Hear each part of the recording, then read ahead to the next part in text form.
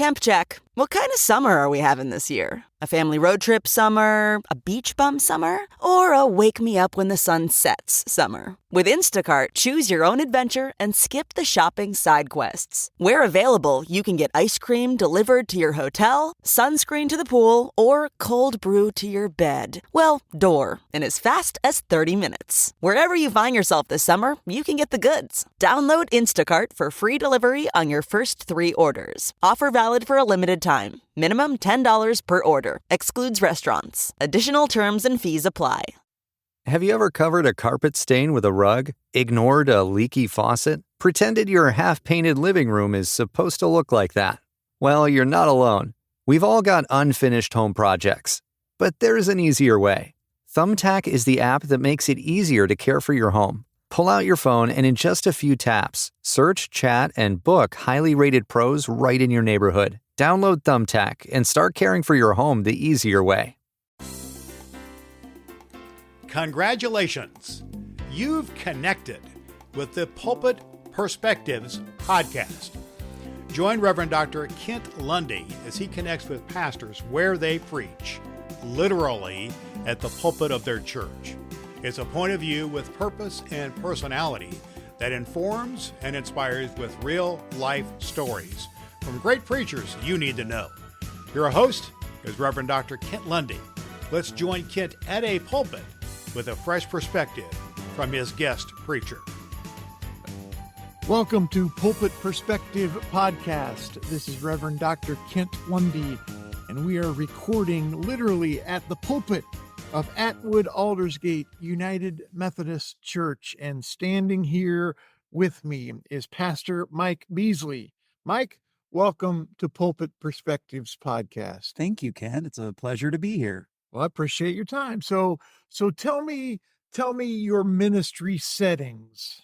Okay. Well, this is one of 3, I guess you could say, or 4 or more. I don't know. Well, the world is your parent. Right. We'll give you that. Yes. Okay. But okay. I take that seriously, what John Wesley said. So one of the ministry settings is here in a little town called Atwood. We are the lone United Methodist Church here in this town. My other ministry setting is Clunet United Methodist Church, which is about a 10 to 12 minute drive out into the country from here. And also, if you drive, 25 minutes maybe or so, you'll get to the town of Milford, where I am the coordinator and director of ministries at the Milford Methodist Meeting House. All right. And how long have you been at ministry in the vocational sense? Since Father's Day 2000, no, I'm sorry, that was my second appointment. January 1st, 2006. And I was at a little church called Talma United Methodist in a town called Talma. Imagine that. Imagine that. Okay. So what are you celebrating? What am I celebrating? From a ministry perspective, I'm celebrating that I am blessed to be involved with ministries that the people here in all these 3 settings get behind, and they're excited about what Jesus is doing in the world, and they want to be a part of it. And so we're celebrating that, and I really see some great things coming down the pike in all 3 of those settings. Okay. Wonderful. So what do you do for fun? Oh, well, before I got called into ministry, I was a graphic artist, went to school, studied art, and which included fine art. So some of my hobbies include drawing, sketching, painting, really big into Bob Ross's wet on wet technique of painting with oils right now. For our listeners, I just want to point out that here, literally in his pulpit, I am holding Bob Ross Happy Little Tree Mints. Yes. So with the iconic Afro picture of Bob Ross. So he is a Bob Ross true believer. So. And I am a spoiled brat as far as a pastor who is well loved by his people. And so they gift me with Bob Ross mints and Christmas ornaments and all puzzles and games, all kinds of things. I have quite the collection going at home because I preached a sermon series called The Gospel According to Bob Ross a few years ago. So that kind of, we took both of our churches and we painted in that technique at a studio nearby. And that kind of kickstarted my love for painting in that wet on wet technique. So I do that. I also write and record music, which I really love to do. I play out with my bandmates, local gigs somewhat frequently. So anything creative I enjoy doing, basically visual or audio. Okay. And then watch up until just recently, watching my daughter play college basketball is also something I enjoyed greatly. So Very fun. All right. So who inspired your call to ministry? okay, well, two people actually did. And I was attending a United Methodist Church called Celebration Church, which is not too far from here, pastored by Cindy Gackenheimer. Associate pastor was Rebecca Fisher. Rebecca's gone home to be with the Lord now, but those two ladies were very instrumental in me answering my call. I started taking lay speaking classes in that church, inspired by those ladies, and it just led into vocational ministry eventually. Awesome. Awesome. The power of the local church Yes. to encourage the call to ministry. Absolutely. Very amazing. They have a culture of calling in that church, and I'm a recipient of that. It led me to where I am today, and I'm very thankful. We might even say they celebrate the call. They do celebrate Hey! the call. Yes. All yes, right. They do. So what is your go-to Bible verse? My go-to Bible verse, which appears in a number of places, is the one about loving God with all your mind, body, strength, and loving your neighbor as yourself, the greatest commandments, if you will. Both of the churches that I serve, we have that love God, love neighbor emblazoned on them, and we wear them proudly. And that's really what our focus is to love God and love neighbor and keep that as the main thing. Just keep it simple. Yes, keep it simple. I like it. I like it. So who or what keeps you humble? Who or what keeps me humble? Well, Jesus. Good answer. Yeah, I've learned that you can't get too far in life without him and his directives and his empowerment. And so I've had experiences where I've tried to do things under my own power and it never worked out very well. So that's been very humbling. And so to say that I celebrate the ministries going on in here, it's because of him and it's because of what he's doing in me and through these people that we serve together. So Not me, but Christ who lives within me. Exactly. Yes. Yes. Great answer. Thank you. mm-hmm. So if you only had one preacher to listen to the rest of your life, one preacher, who would that one preacher be? Wow. Well, can I tell a story about a preacher that I don't even know their name? Where's this going, right? I was just referring to this in a Bible study class the other day, several years ago, and it was while I was attending Pastor Cindy's church, Celebration Church. There was a woman who preached, and I'm still trying to track down where she is, what her name was. We were having a multicultural morning, an event, a meal together and stuff. And she was, I believe, from the Caribbean. And she and her husband were Grace College students, which is near here. And her husband preached in the morning, and I don't remember what he had to say, but she preached in the afternoon. And all I can tell you is I'm getting goosebumps thinking about her message that was called Come See a Man.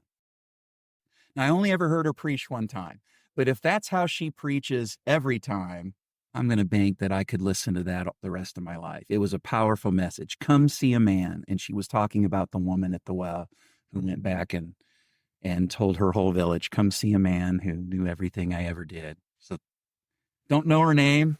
Maybe I'll find that out one of these days. So let's put this in perspective, because this is a powerful, the primary audience for Pulpit Perspective podcasts are other preachers. Sure. So just this one sermon from an unnamed witness, how many years ago would that have been about?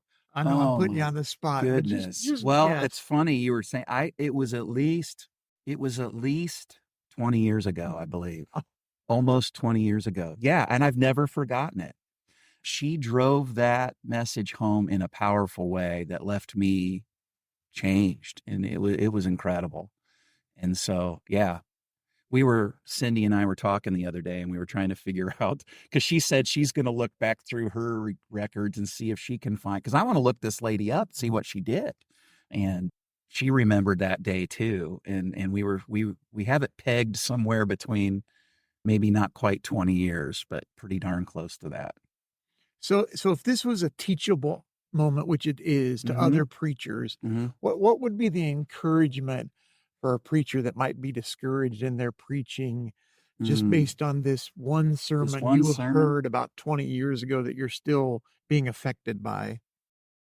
Well, the way she preached it, she was able to she did a great service to storytelling. She told that story, made it very vivid. And her driving line was, come see a man. And I mean, it was a simple message. It was a strong message. It was something that we could take back with us. And I mean, it made you want to run back to your neighborhood and say, hey, come see a man. It really did. And it was a simple message that spoke in some deep ways. And so my encouragement would be, follow that and make it a clear message that is encouraging and also has an action tied to it. Okay. Yeah. Wonderful lesson. Thank you. So who are you? Are you Mary or Martha? Well, I think I'm both, because I feel like can I share that we spent some time together this weekend in retreat? We did. You can, please. So, and that today I've got a whole list of things I'm working on. So I'm both Mary and Martha, depending on the day. And, some days are more one than the other. Okay. All right. That's fair. That's life. That's ministry. So who from the Bible would you like to go axe throwing with? Axe throwing with. Oh, interesting. You know who I think, and I can't remember their names right off the top of my head, but you remember the three mighty warriors that David talks about out in the guy who took a stand out in the field of lentils, and he was beating back hordes of people with his sword. Do you remember that? I can't remember his name off the top of my head. That guy had to be good with an axe, I would think. So maybe I would like to hang out with him and do some axe throwing. Now, would you want to participate with him on your team or compete against him? Oh, with him. Okay. Definitely not against him. Okay. So you'd want his coaching and mentoring. He could, because the way I figure it, he would carry the team, because in that Bible story, he's hacking away for so long that his hand froze to the blade, to the handle. So I'm thinking this guy is going to carry us when I get tired of axe throwing. He can keep going. He'll win the day for the team. Okay. Yes, it's a long game. Yes. So what is your favorite church season? Probably Lent. I really enjoy Lent a lot. It's a little longer than Advent. Not as long as Kingdom Tide but yeah, I would say Lent is a very powerful time. Why? Say more. What so I like the idea of, anything that's worth celebrating is worth preparation for. And so it's a season of preparation for the celebration of the resurrection, which is the central story, the most important story. And so I like the fact that we have 40 days to do that in. We have an extended period of time to reflect and think and work on ourselves, disciplines, and I find that there is a good participation in the churches where I serve. They enjoy getting in on that and being a part of that. And so it's just a marvelous season, I think. Excellent. All right. So what do you hope your fellow clergy know? Just general like that, just open-ended. What do you hope your fellow clergy know? Well, I hope that they know that there is blessings awaiting if they hang in there. And one lesson I learned many years ago, because I used to be a full-time art director before I entered full vocational ministry.